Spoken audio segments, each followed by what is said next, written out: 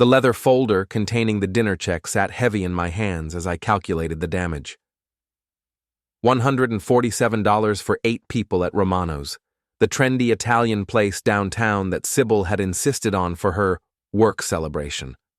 I'd been picking up these tabs for 3 years now, ever since she'd started graduate school, and I'd become her personal ATM. "Griffin, come here," Sybil called from across the table, her voice carrying that particular tone she used when she wanted something. The wine had made her cheeks flush, and she was gesturing dramatically with her glass. "Everyone, I want you to meet Griffin. He's just a friend with a car." The conversation at the table stopped. 8 faces turned toward me, some confused, others trying not to smirk. I felt the weight of my car keys in my pocket, the same keys that had driven Sybil to countless interviews, study groups, and social events over the past 3 years. "A friend with a car?" asked Miles, the creative director from her agency. He was the type of guy who wore expensive cologne and talked too loudly about his CrossFit routine. "That's an interesting way to introduce your husband." Sybil laughed, that high-pitched sound she made when she was nervous or lying. "Well, you know how it is. Griffin's just so practical. Always there when I need a ride." I stood there holding the check, watching her perform for her colleagues. These were the people she'd been spending more and more time with lately, the ones who went to wine bars and talked about synergy and brand optimization, the ones who made her feel sophisticated. "Actually," I said, my voice steady, "I'm the husband who's been paying for everything while Sybil finishes her degree." The table went silent again. Sybil's smile faltered for just a moment before she recovered. "Griffin, don't be dramatic. You know I'm grateful for your support." "Support?" I pulled out my wallet and placed the check on the table. "Is that what we're calling it now?" Tara, Sybil's best friend from the program, cleared her throat. "Maybe we should order dessert?" But I was done. 3 years of being treated like the hired help, 3 years of watching Sybil transform from the woman I'd married into someone who was embarrassed by my existence. 3 years of financing a lifestyle I wasn't invited to enjoy. "You know what, Sybil?" I said, loud enough for the entire table to hear. "Why did you invite me tonight, really?" She took a sip of wine, buying time. When she looked up at me, her eyes were cold. "You're lucky I invited you at all." The words hit me like a physical blow. Lucky. I was lucky to be invited to a dinner I was paying for, lucky to be acknowledged by the woman whose entire life I'd been subsidizing. I reached into my pocket and pulled out my car keys. The metal felt cold against my palm as I set them down next to the check. "Find your own ride home." "Griffin, don't be ridiculous," Sybil said, but there was panic creeping into her voice now. "You can't just leave me here." "Watch me." I turned to address the table. "Enjoy your dinner, everyone. The bill's taken care of as usual." I walked out of Romano's without looking back, leaving Sybil and her friends to figure out their own transportation.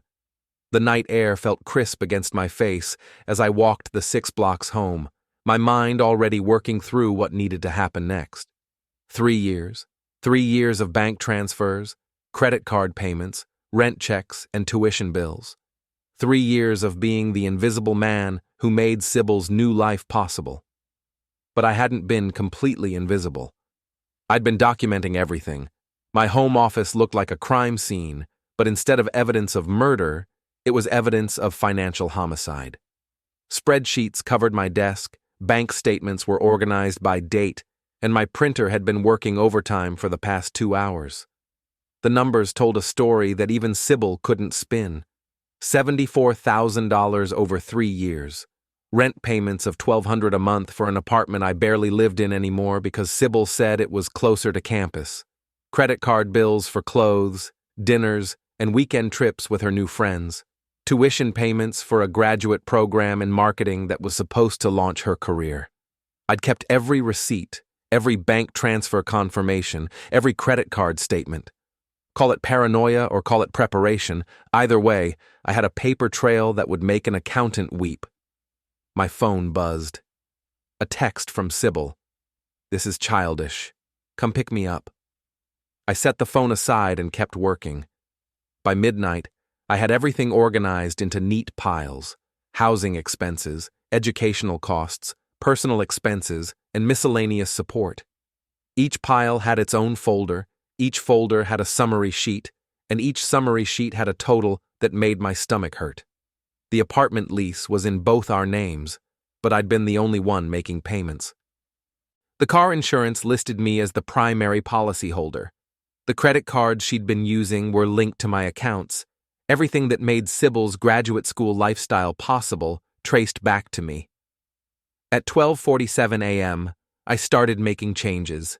First, I called the credit card companies. "I'd like to report unauthorized use of my cards," I told each customer service representative. It wasn't technically a lie. I'd never authorized Sybil to treat me like her personal bank while introducing me as just a friend. Next, I logged into our joint bank account and transferred everything to my personal account. Not theft, just moving my own money back where it belonged. The car insurance was trickier, but not impossible. I removed Sybil as a covered driver and changed the policy to reflect my current address, the house I'd kept throughout our marriage, the one Sybil had wanted to sell because it wasn't modern enough. By 3 a.m., I was standing in the apartment that had cost me $43,000 over 3 years. Sybil's clothes filled the walk-in closet. Her textbooks were scattered across the dining table. Her expensive coffee maker sat on the granite countertop she'd insisted we needed. I started packing. Not everything. I wasn't a monster. But the things I'd paid for, the things that had come out of my account while she was busy networking and building her personal brand. The coffee maker went into a box. The laptop I'd bought her for school went into another box. The designer handbags that had shown up on my credit card statements went into garbage bags. My phone kept buzzing, text after text from Sybil, each one more frantic than the last. "Griffin, what the hell is wrong with you? My cards aren't working. Did you cancel my credit cards? This isn't funny anymore. Call me back now." I turned off the phone and kept packing. The knock on my front door came at 8:30 a.m., exactly 2 weeks after the dinner at Romano's. I'd been expecting it, but seeing Denise through the peephole still made my chest tight. Sybil's mother stood on my porch holding an envelope, her usually perfect makeup streaked with tears. I opened the door, and she collapsed into sobs. "Griffin, please, you have to help her. She got an eviction notice. She says you took away her credit cards and emptied the bank account. This has to be some kind of mistake." Denise had always liked me. When Sybil and I were dating, her mother would corner me at family gatherings and tell me how happy she was that her daughter had found such a responsible man. She'd brag to her friends about my steady job, my house, my reliability. I was the son-in-law she'd prayed for. "Come in, Denise. We need to talk." She followed me into the living room, clutching tissues in that envelope like lifelines. The eviction notice, probably. Right on schedule. "There has to be an explanation," she said, settling into my couch. "Sybil said you just snapped, that you're having some kind of breakdown. She said you've been jealous of her success in school." I went to my office and returned with 3 folders, the thick ones, full of documentation that told the real story of Sybil's graduate school years. "Denise, what did Sybil tell you about how she's been paying for school?" "She got a scholarship," Denise said immediately. "A merit-based scholarship that covers most of her expenses, and she's been working part-time at that marketing agency." I opened the first folder and handed her a bank statement. "This is from January, $1,200 to Westside Apartments for rent, paid from my account." Denise squinted at the statement, her confusion evident. "And this is February. Same amount, same account." I handed her another statement. "March, April, May, every month for 3 years." "I don't understand," she whispered. I opened the second folder. Tuition payments, $8,000 per semester, paid directly from my checking account to the university. No scholarship, Denise. I've been paying for everything.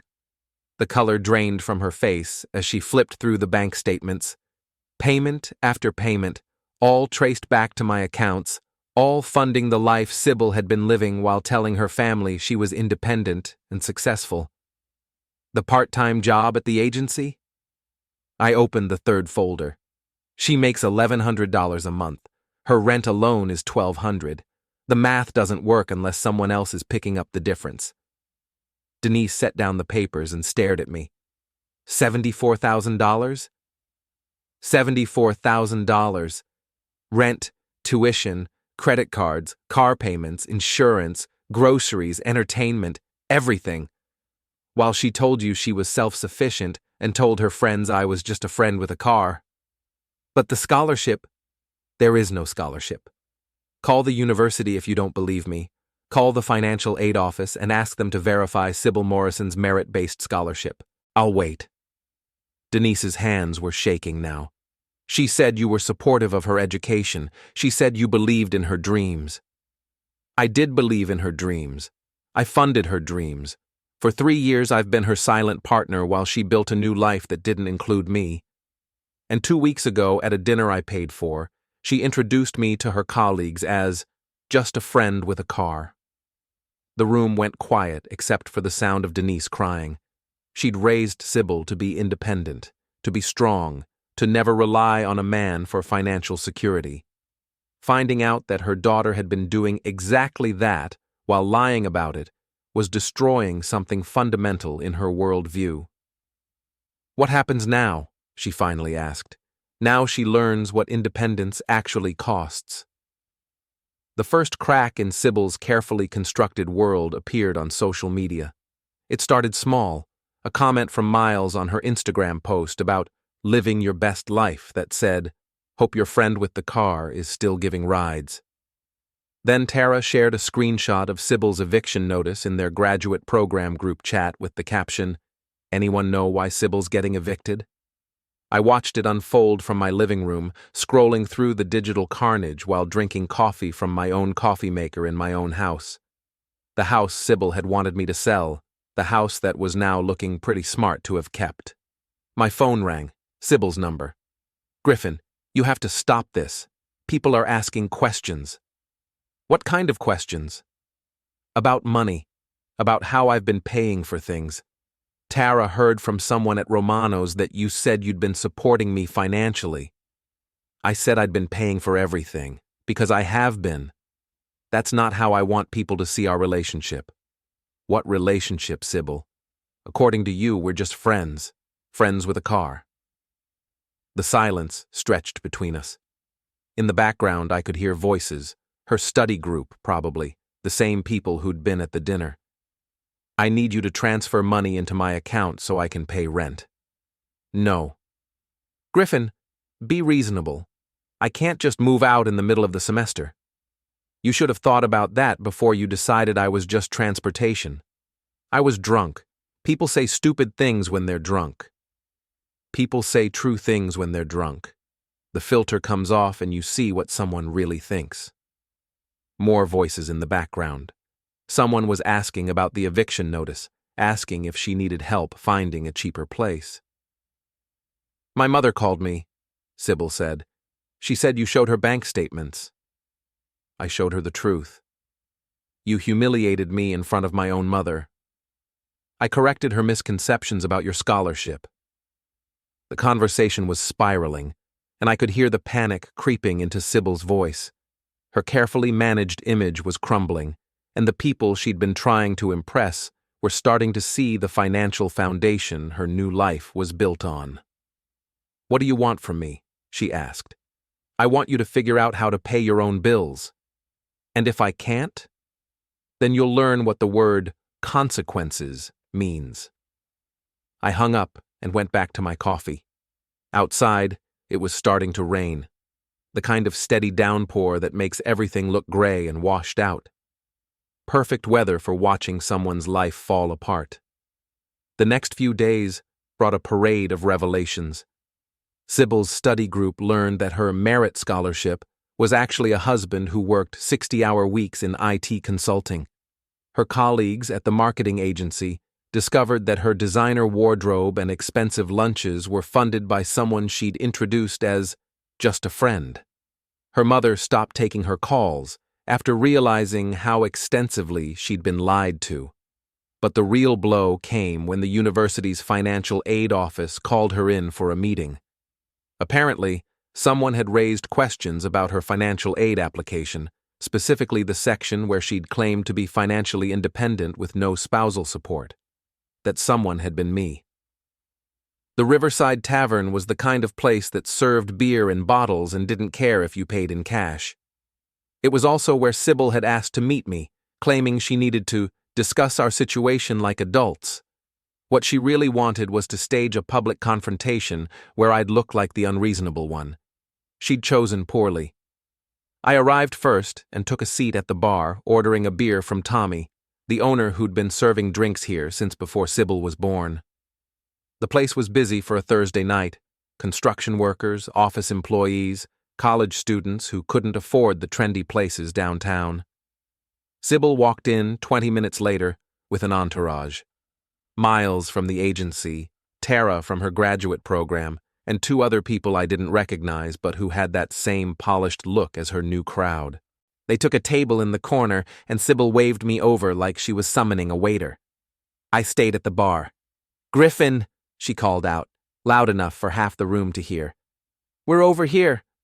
"I'm fine where I am." She stood up and walked over, her heels clicking on the worn wooden floor. "Don't be childish. Come sit with us so we can work this out."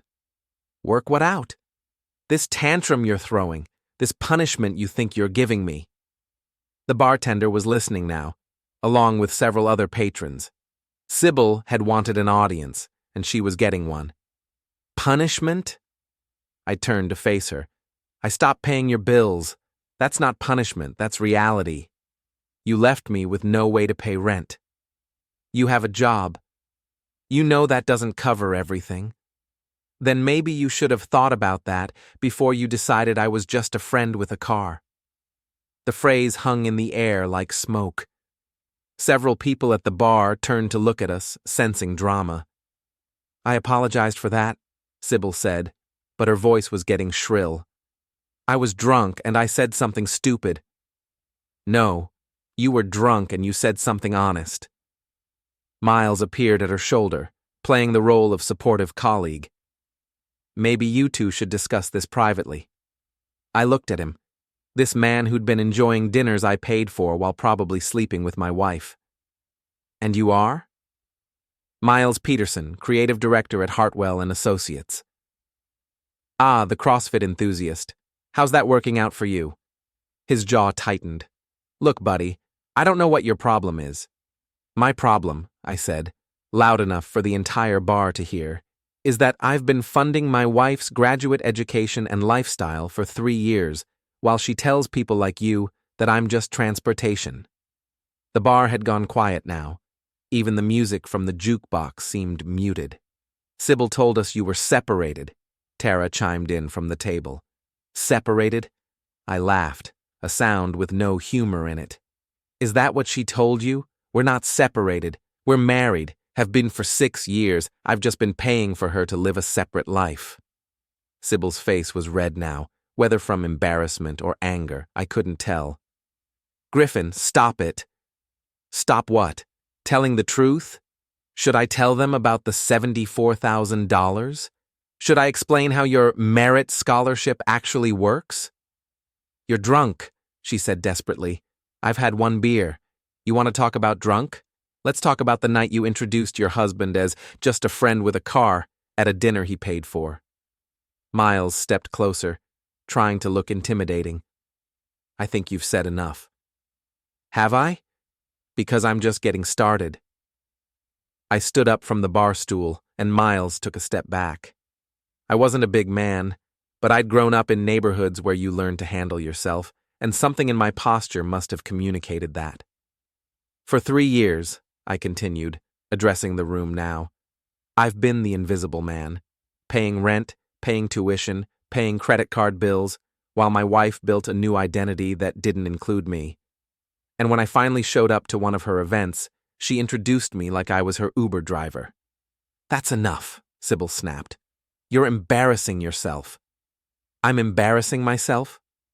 I pulled out my phone and opened my banking app. "Let me show everyone what embarrassing looks like." I turned the screen toward the bar, showing the transaction history. Payment after payment to Westside Apartments, to the university, to credit card companies. $1,200 a month for rent on an apartment I don't live in. $8,000 per semester for tuition. Hundreds of dollars a month for credit cards I don't use. Also, Sybil could play graduate student while telling people she was independent. Tommy, the bartender, whistled low. "Damn, son, that's a lot of money." It was, past tense, because as of 2 weeks ago, the Bank of Griffin is permanently closed. Sybil was crying now, but they were angry tears.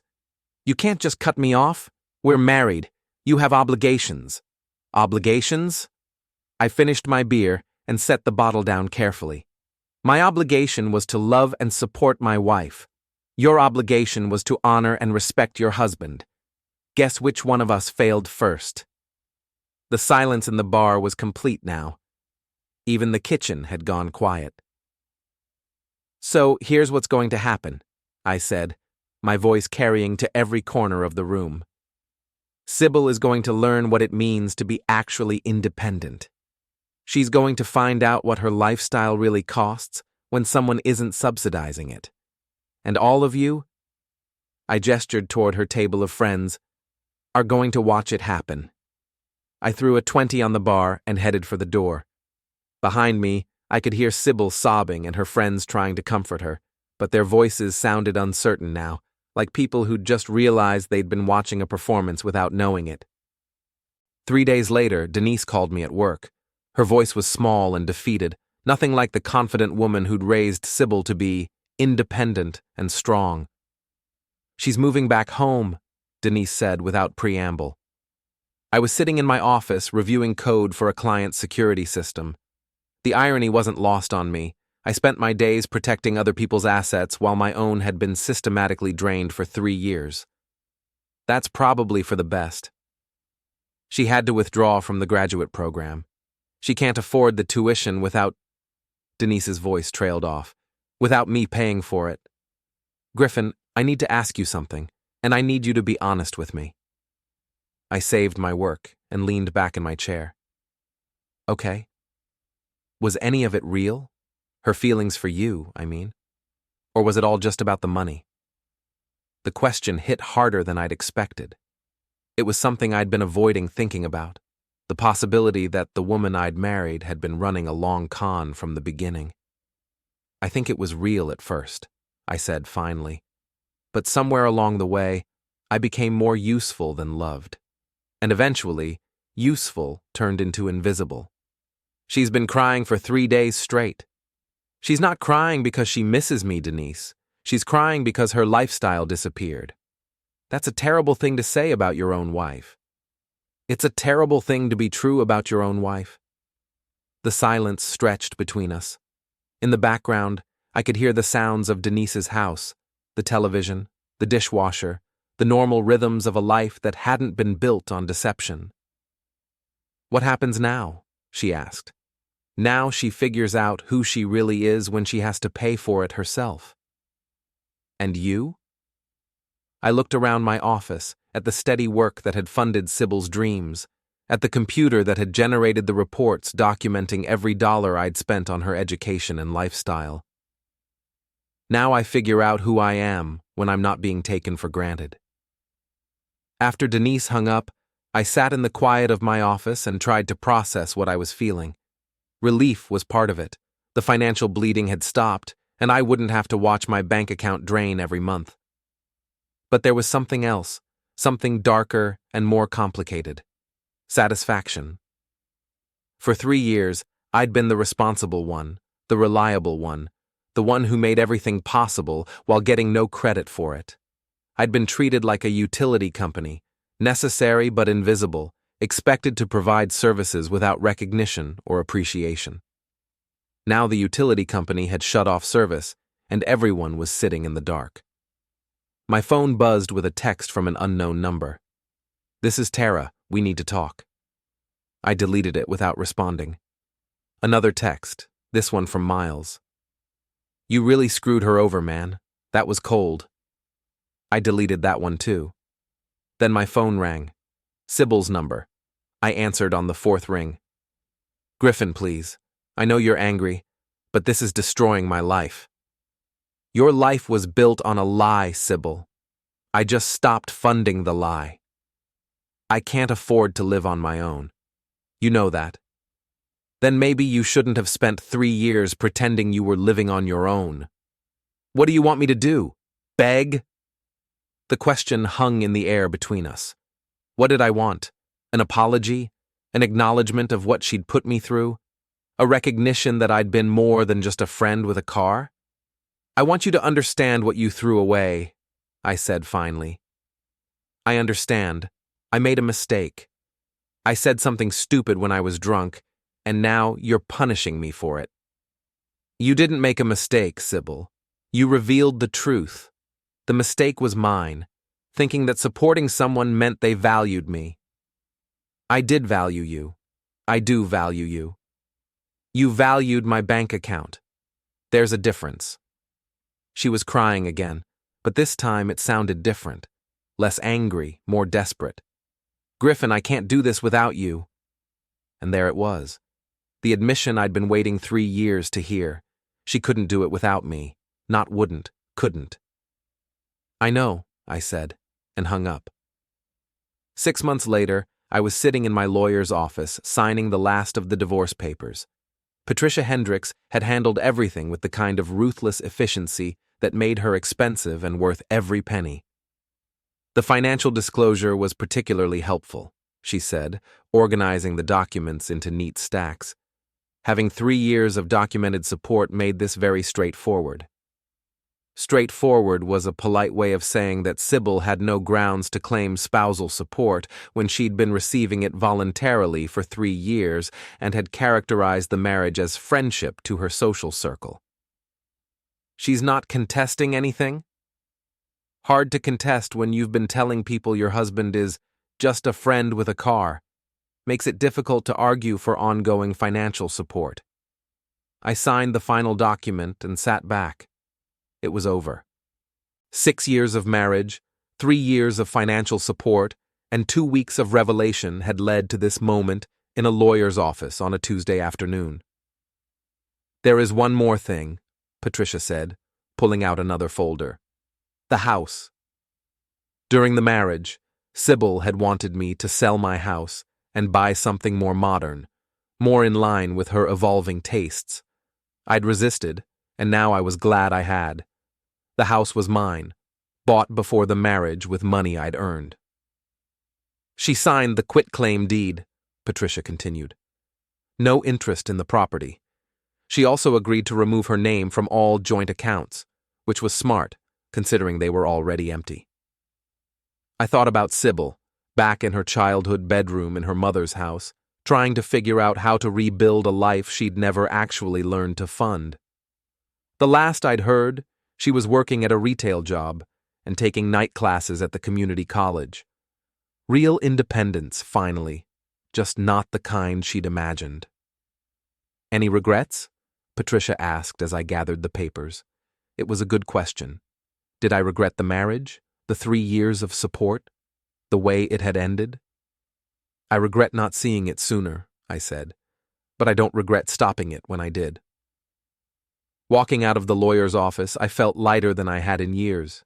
Not just financially, though the absence of monthly drain on my accounts was certainly noticeable. It was something deeper than that, the relief of no longer being taken for granted, no longer being invisible in my own life. My phone buzzed with a text from an unknown number. I almost deleted it without reading, but something made me look. "Griffin, this is Denise. I wanted you to know that Sybil is doing better. She's working and going to school part-time. She says she understands now what you were trying to teach her. She wants to apologize." I stared at the message for a long moment, then typed back, "I'm glad she's doing well. but some lessons cost more than others, and some apologies come too late. I hit send and blocked the number. That evening, I was sitting on my back porch with a beer, watching the sunset over the yard I'd maintained for 6 years while funding someone else's dreams. The grass was green, the mortgage was manageable, and for the first time in 3 years, every dollar in my bank account was mine to spend or save as I chose. My neighbor, Frank, leaned over the fence. "Heard your divorce went through. You doing okay?" "Better than okay." "Good for you. That woman never appreciated what she had." Frank was old school, the kind of guy who believed in working hard and taking care of your family. He'd watched the slow dissolution of my marriage from his side of the fence, seen the cars that didn't belong to me in my driveway, noticed when I'd stopped coming home some nights. "You know what the funny thing is?" I said, taking a sip of beer. "She introduced me as just a friend with a car at a dinner I paid for. That's what started all this." Frank shook his head. "Some people don't know the difference between a friend and a fool. I was definitely the fool. Maybe. But you stopped being one when it mattered." As the sun disappeared behind the trees, I thought about that night at Romano's, about the moment when Sybil had reduced 3 years of support to transportation services. It had been the most expensive education of my life, but I'd learned something valuable. The difference between being needed and being valued, between supporting someone and enabling them, between love and convenience. My phone buzzed one more time. Another unknown number, another message I almost didn't read. "Griffin? It's Miles. I wanted you to know that Sybil and I aren't seeing each other anymore. Things got complicated after everything came out. I thought you should know." I laughed out loud, startling Frank's dog in the next yard. Of course, they weren't seeing each other anymore. Miles had been attracted to the lifestyle, the image, the woman who could afford expensive dinners and designer clothes. He hadn't signed up for someone who needed actual support, someone whose independence was more aspiration than reality. I deleted the message without responding and went inside my house. My house, with my mortgage and my furniture and my coffee maker. In the kitchen, I opened the refrigerator and looked at the contents I'd bought with my own money for my own consumption. It was a simple pleasure, but after 3 years of funding someone else's lifestyle, simple pleasures felt revolutionary. The next morning, I woke up in my own bed and made coffee with my own coffee maker and checked my bank account to find exactly what I'd expected to find: my money, right where I'd left it.